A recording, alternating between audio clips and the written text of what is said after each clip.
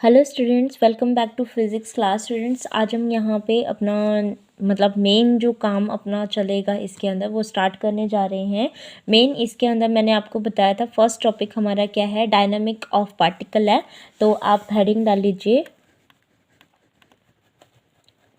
Dynamics of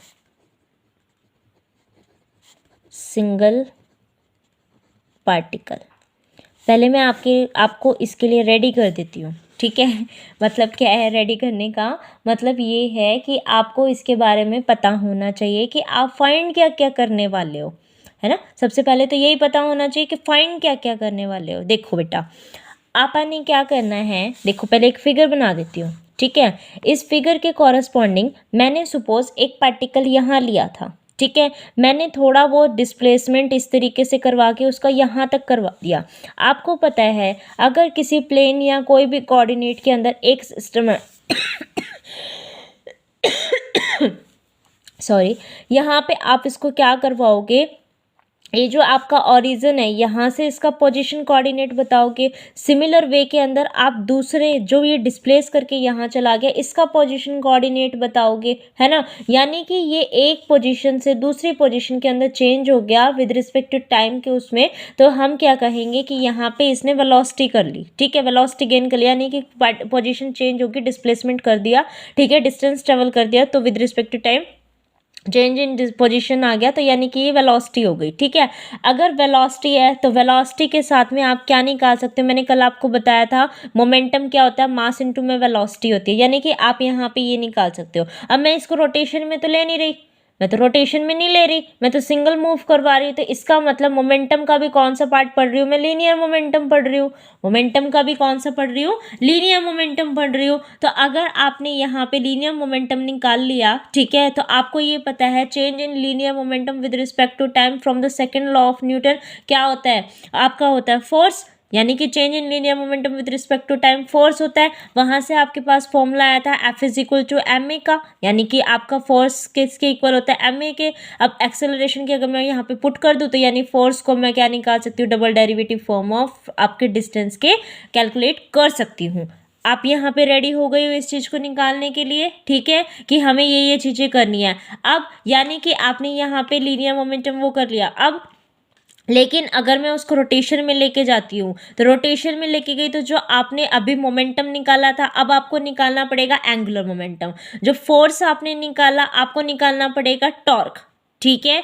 और अगर आपने कोई भी फोर्स ले रखा है और उसका डिस्प्लेसमेंट करवा रहे हो तो वर्क निकाल रहे हो। अब वर्क कैसा हो सकता है, या तो कंजर्वेटिव फोर्सेस वर्क डन जो आपका है, या तो इनिशियल और फाइनल पाथ पे डिपेंड करवा दो तो कंजर्वेटिव फोर्स निकालना पड़ेगा। अगर आपका ओनली पाथ पे डिपेंड कर रहा है, ठीक है, तो उसके लिए आप non conservative force find out करोगे। तो यानी कि ये सारी चीज़ें आपको किसके अंदर करके आनी पड़ेंगी, डायनामिक्स ऑफ सिंगल पार्टिकल के अंदर। यानी कि क्या जब वो मोशन में जाता है क्या क्या चीज़ें आप फाइंड कर सकते हो उस पार्टिकल के बारे में।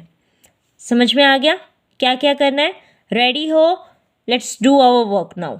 ओके, चलिए हमने क्या किया, यहाँ पे एक पॉइंट कंसिडर कर लिया कि ये मेरा ए पॉइंट था, ठीक है, और ये ऐसे ऐसे करके यहाँ पे चला गया है, ठीक है। ये मैंने इसका टोटल जो अपना मेन अपना रिजल्टेंट आता है वो मान लिया। सपोज कर लिया कि ओ से ए तक ये जब जा रहा था ये कितना उसमें आर वेक्टर से जा रहा है, ठीक है। ये इसका फर्स्ट पाथ, ये सेकंड उसमें कर लिया।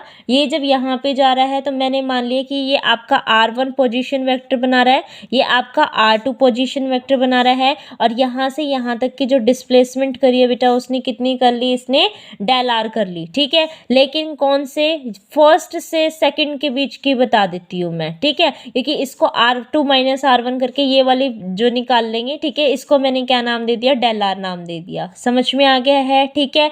मैंने इसको किसको उसमें बना लिया, सपोज ये मेरे पास एक्स वाई जेड में है तो एक्स यहाँ पे, वाई कोऑर्डिनेट यहाँ पे, जेड कोऑर्डिनेट यहाँ पे। एक चीज हमेशा ध्यान रखना, अगर सिंपल प्लेन में है तो एक्स यहाँ वाई यहाँ होता है, अगर एक्स वाई जेड है आप कहीं पे भी उसको ले सकते हो, लेकिन ये ध्यान में रखना कि ये किसके इक्वल होते हैं, एक दूसरे के 90 डिग्री के ऊपर होते हैं, ठीक है। और हमेशा जो आर वेक्टर होता है वो इन तीनों से ही रिप्रेजेंट किया जाता है, जिसके अंदर होता है एक्स आई का कैप प्लस में वाई जे का कैप प्लस में जेड के का कैप, ठीक है। ये आपको पता होना चाहिए कि ये जो आर वेक्टर डिनोट किया गया है ये तीनों कोऑर्डिनेट्स को रखता है एक्स वाई जेड को, इसीलिए हम इसको आर वेक्टर को एक्स आई का कैप प्लस में वाई जे का कैप प्लस में जेड के का कैप से डिनोट कर सकते हैं। अब आप ये सोच रहे होंगे ओहो ये कैप वाले सिस्टम दोबारा आ गए। हाँ बेटा ये आएंगे, ठीक है। और वेक्टर भी आपको सारी चीज़ें जो है वो सारी की सारी बिल्कुल ध्यान रख के चलना पड़ेगा, क्योंकि अगर आपने पेपर में ये चीज़ नहीं लगाई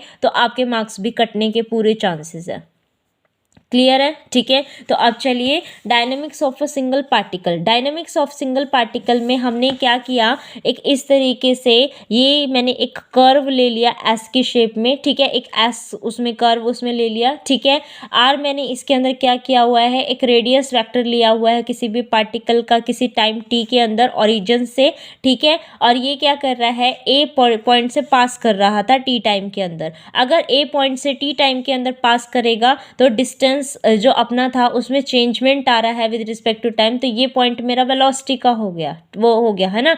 अगर ये वेलोसिटी का है, अब ये कह रहा है कि ये चलता चलता 1 से 2 के उसमें भी जा रहा है, तो यहाँ पे हम इसका डिस्प्लेसमेंट भी फाइंड आउट कर सकते हैं। तो चेंज इन आर अगर मैं इसका लिखूँ with respect to small change in time के अंदर, तो वो R2 माइनस में R1 अपना दिखा देगा, जहाँ पे हम उसको dr/dt की फॉर्म में भी पुट कर सकते हैं, ठीक है। यानी वेलोसिटी की वैल्यू को कैलकुलेट कर सकते हैं इस 1 to 2 पाथ के अंदर भी, ठीक है। तो जितना अभी मैंने बोला है उसको लिख लीजिए।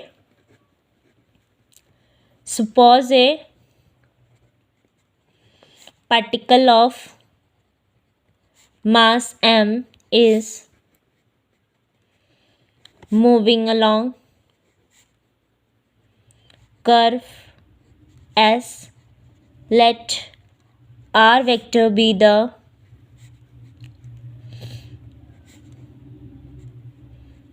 radius vector of particle at any instant t when it is at a vector position, ठीक है। then instant velocity is v vector is equal to dr vector by dt, ठीक है। लेकिन अगर मैं उसको एस कर्व के ऊपर, ये जो मेरा एस कर्व बना है इसके ऊपर 1 से 2 के उसमें देखूं, तो जो हमारा इंस्टेंटेनियस वेलोसिटी इसके अंदर आती है, वैसे ये वाली तो हमने सिंपल पूरी ए से पॉइंट से पास कर रही थी, उसके लिए बताया क्योंकि चेंज इन मोमेंट ये पोजीशन हमें पता नहीं थी। अदरवाइज जो इंस्टेंटेनियस वेलोसिटी का जो फॉर्मूला होता है वो आपका होता है v vector is equal to limit t tends to 0, और यहाँ आप उन दोनों का चेंजमेंट बताते हो। अब हम 1 से 2 का कर रहे थे तो मैं स्मॉल टाइम का चेंजमेंट बता देती हूँ किसके, r2 वेक्टर माइनस में r1 वेक्टर के साथ में डिवाइडेड बाय डेल t, ठीक है। इसके बारे में यहाँ लिख दीजिए, if del r vector is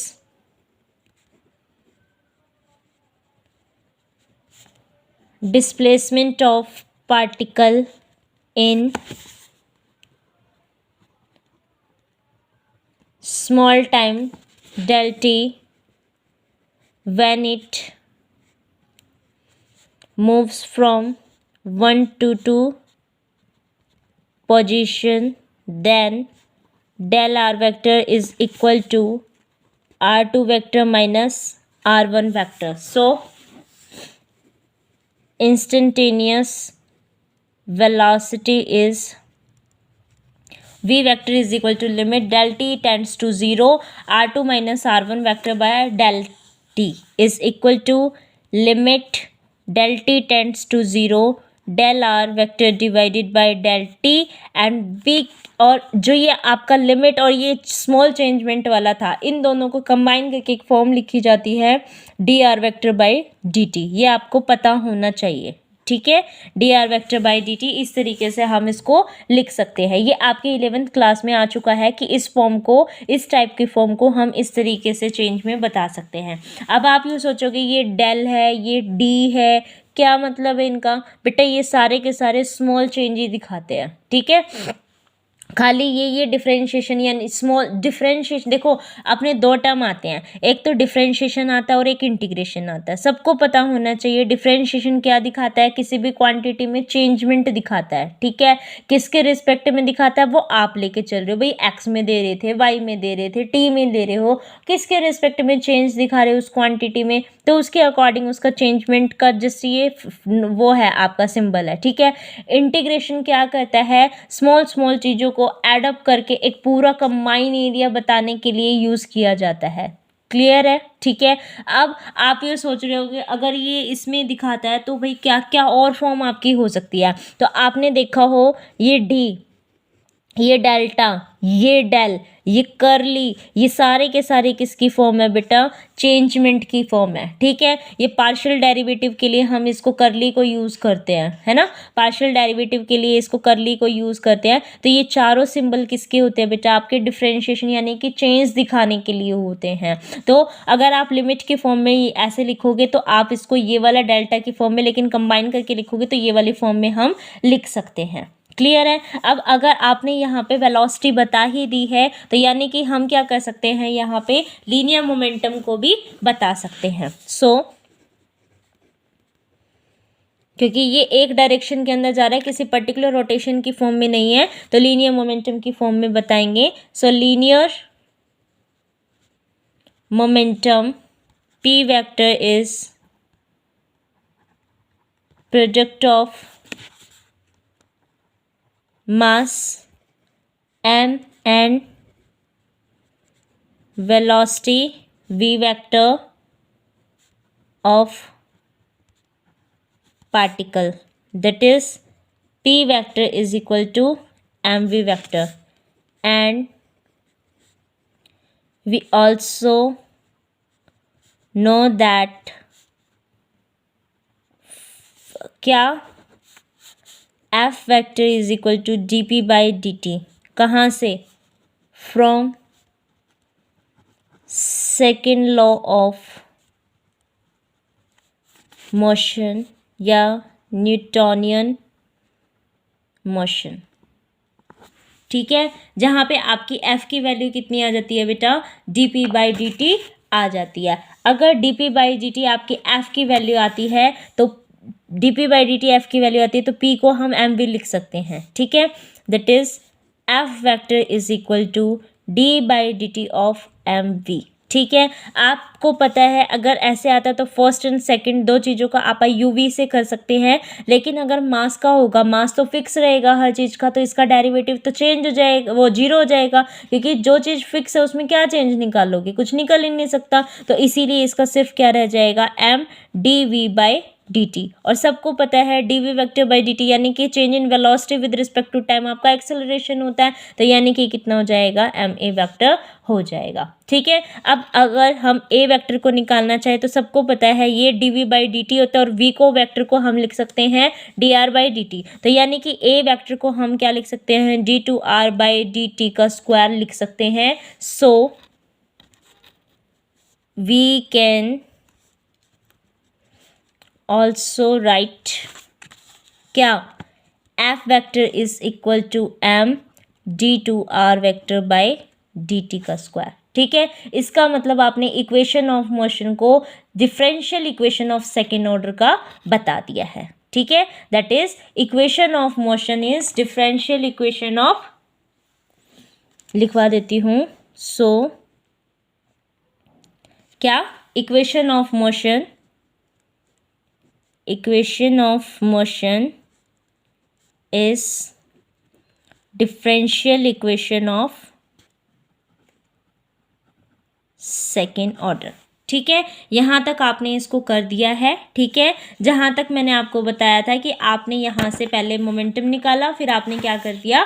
force लगा दिया, ठीक है। अब हम इसको किस में कर रहे हैं बेटा? रोटेशन की फॉर्म में कर रहे हैं, ठीक है। रोटेशन की फॉर्म में कर रहे हैं तो यानी कि हमें यहाँ पे क्या करना पड़ेगा?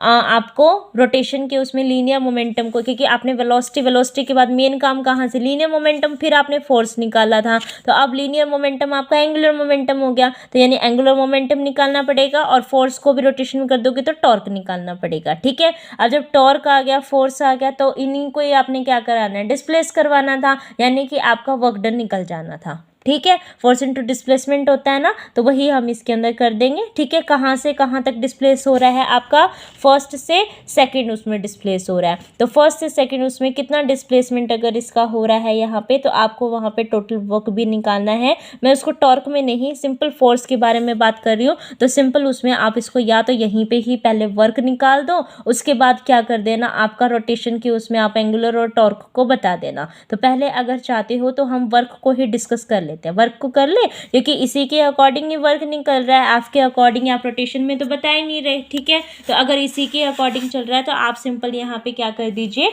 वर्क को बता दीजिए। ठीक है, तो चलिए मैं यहाँ पे कर देती हूँ। ठीक है, वर्क के बारे में लिख लीजिए, वर्क डन। ठीक है, तो work, total work done by force F in moving the particle from 1 to second position is work done from first to second F dot ds। और सबको पता है F किसके इक्वल है आपका, F किसके इक्वल है बेटा, एफ किसके इक्वल है, एम ए के।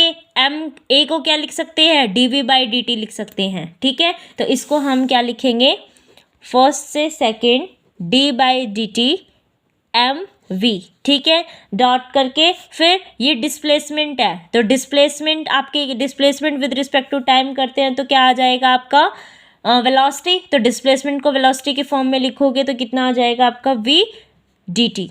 ठीक है, अब इन दोनों को कर दीजिए सॉल्व, यहां से आपका कितना आ जाएगा m। ठीक है, और यहाँ पे आपका इसका डिफरेंशिएशन करोगे, v का स्क्वायर उसमें आ जाएगा, तो ये कितना आ जाएगा m/2 इंटीग्रेशन 1/2।